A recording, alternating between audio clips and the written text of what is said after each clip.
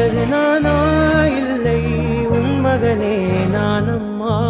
தாயே தாயே மகளென வந்தாய், தந்தை சிந்தை நலம்